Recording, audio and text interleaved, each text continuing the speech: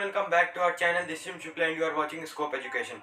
तो आज के इस वीडियो में हम लोग पढ़ने वाले हैं केमिकल रिएक्शन एंड इक्वेशंस का पार्ट 2, जिसमें आज मैं आपको बताऊंगा टाइप्स ऑफ केमिकल इक्वेशंस। तो देख लेते हैं कितने टाइप के केमिकल इक्वेशंस आज के इस वीडियो हम लोग पढ़ने वाले हैं। तो 4 टाइप की केमिकल इक्वेशंस आज हम पढ़ेंगे। Combination reaction, decomposition reaction, displacement reaction और डबल डिस्प्लेसमेंट रिएक्शन। ये 4 रिएक्शंस अगर आपको समझ में आ गई तो पूरा चैप्टर आपको समझ में आ जाएगा। और बाद में जो कुछ एक्स्ट्रा पॉइंट्स जो बचे हुए हैं, ऑक्सीडेशन रिडक्शन जिसे हम लोग रिडॉक्स रिएक्शन बोलते हैं, और साथ ही साथ न्यूट्रलाइजेशन, कोरिजन और रैंसिडिटी, ये मैं आपको पार्ट 3 में समझाऊंगा। क्योंकि क्या है, रिडक्शन रिएक्शन जो है रिडॉक्स रिएक्शन, जिसमें ऑक्सीडेशन और रिडक्शन का जो प्रोसेस है, ये जो इलेक्ट्रॉन से रिलेटेड कॉन्सेप्ट है, वो थोड़ा डिफिकल्ट है, आपको समझने में उसमें प्रॉब्लम हो सकती है। तो अभी मैंने सोचा कि आपके जो आसान टॉपिक्स है पहले मैं उन्हें खत्म कर दूं, फिर मैं आपको डिफिकल्ट टॉपिक को एक अलग से मतलब पार्ट 3 में आपको अच्छे से बताऊंगा, जिससे कि आपको पूरा चैप्टर क्लियर हो जाए, नहीं तो हौच पौच ना हो जाए। तो चलिए अब समझते हैं कॉम्बिनेशन रिएक्शन की डेफिनेशन। तो कॉम्बिनेशन रिएक्शन की डेफिनेशन जैसे यहाँ पे लिखी हुई है, व्हेन टू और more reactants combine to form a single product is called a combination reaction. मतलब कि दो या दो से ज्यादा सब्सटेंस कंबाइन करते हैं केमिकली और एक प्रोडक्ट बनता है, एक से ज्यादा प्रोडक्ट नहीं बनता, उसी को हम लोग बोलते हैं कॉम्बिनेशन रिएक्शन। एग्जाम्पल हो गया इसका वाटर, जैसे हाइड्रोजन और ऑक्सीजन मिलकर के बनाते हैं वाटर H2O, तो ये हम बोल सकते हैं कि ये कॉम्बिनेशन रिएक्शन है। जैसे CaO प्लस CO2 बनाते हैं CaCO3, ये एग्जाम्पल हो जाएंगे। आप जितनी भी इसके एग्जाम्पल्स याद कर सकते हैं उतने ज्यादा आप रिएक्शंस के एग्जाम्पल याद कर लीजिए, क्योंकि एग्जाम में लिखने को आते हैं। और अगर आप कभी एक दो रिएक्शन भूल भी गए तो कम से कम आपको याद तो होंगी खूब सारी, जिससे कि आप उसमें एग्जाम्पल लिख सकते हैं। फिर जो सेकंड रिएक्शन है वो आती है डिस्प्लेसमेंट रिएक्शन। डिस्प्लेसमेंट से पहले हम लोग पढ़ेंगे डिकम्पोजिशन, और डिकम्पोजिशन, डिस्प्लेसमेंट और डबल डिस्प्लेसमेंट। डिस्प्लेसमेंट और डबल डिस्प्लेसमेंट थोड़ा एक से साउंड कर रही है, दोनों अलग ही रिएक्शन, मैं आपको बताऊंगा अभी आगे वीडियो में। लेकिन पहले समझते हैं डिकम्पोजिशन रिएक्शन के बारे में। डिकम्पोजिशन वर्ड से हमें समझ में आ रहा है टुकड़ों में तोड़ना, हमने पहले भी पढ़ा हुआ क्लास 8 तक।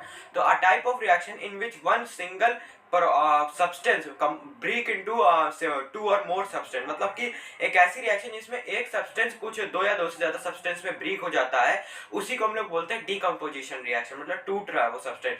जैसे CaCO3, अगर हम इसे हीट करें तो ये बन जाएगा CaO प्लस CO2, ये बन गया, ठीक है। ऐसे ही H2O, अगर हम इसमें इलेक्ट्रोलाइसिस, आपने एक पढ़ी होगी क्लास 8 में डेफिनेशन, अगर हम इससे इलेक्ट्रिसिटी पास करें तो हाइड्रोजन और ऑक्सीजन दोनों अलग अलग हो जाएंगे। तो इसी में 3 टाइप की और रिएक्शंस होती हैं, जो कि होती है थर्मोलाइसिस, फोटोलाइसिस और इलेक्ट्रोलाइसिस। थर्मोलाइसिस जो कि सनलाइट हीट के इफेक्ट में अंदर आती है, उसको थर्मोलाइसिस।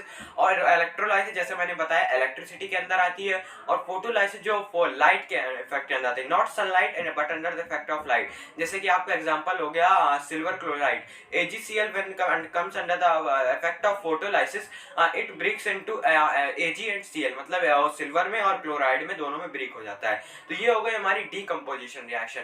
अब आती है हमारी डिस्प्लेसमेंट रिएक्शन। डिस्प्लेसमेंट रिएक्शन काफी आसान है, आप तुरंत इसे पहचान सकते हैं। तो इसकी डेफिनेशन लिखी हुई है, a type of reaction in which one more reactive substance displaces a less reactive substance and form it's salt solution. मतलब कि ये है कि अगर कोई एक ज्यादा रिएक्टिव एलिमेंट है, कोई सब्सटेंस है, वो लेस रिएक्टिव सब्सटेंस को डिस्प्लेस कर देता है, उसके सॉल्ट सॉल्यूशन बना लेता है, उसी को हम लोग डिस्प्लेसमेंट रिएक्शन बोलते हैं। इसके एग्जांपल देख लेते हैं, जैसा कि यहाँ पे लिखा हुआ है CuSO4 plus Fe gives Cu plus FeSO4। क्योंकि आयरन कॉपर से ज्यादा रिएक्टिव होता है, तो आयरन ने कॉपर को डिस्प्लेस कर दिया और SO4 के साथ अपना फॉर्मेशन बना लिया और बन गया FeSO4 प्लस Cu। तो ये हो गई आपकी डिस्प्लेसमेंट रिएक्शन का एग्जांपल।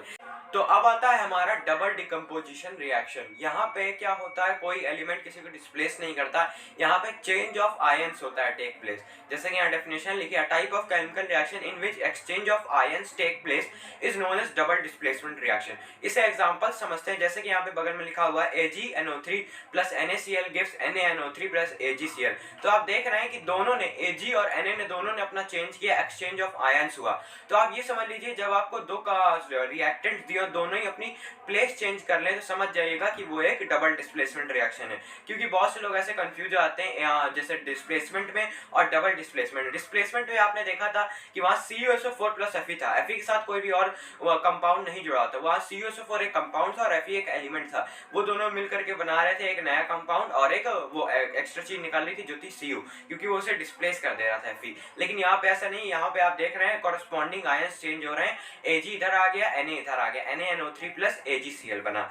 तो चलिए, होप वीडियो पसंद आया, अगर पसंद आया तो लाइक करिएगा, चैनल को सब्सक्राइब करिएगा। मिलते हैं नेक्स्ट वीडियो में इसके पार्ट 3 के साथ। तब तक के लिए थैंक्स फॉर वॉचिंग। जय हिंद।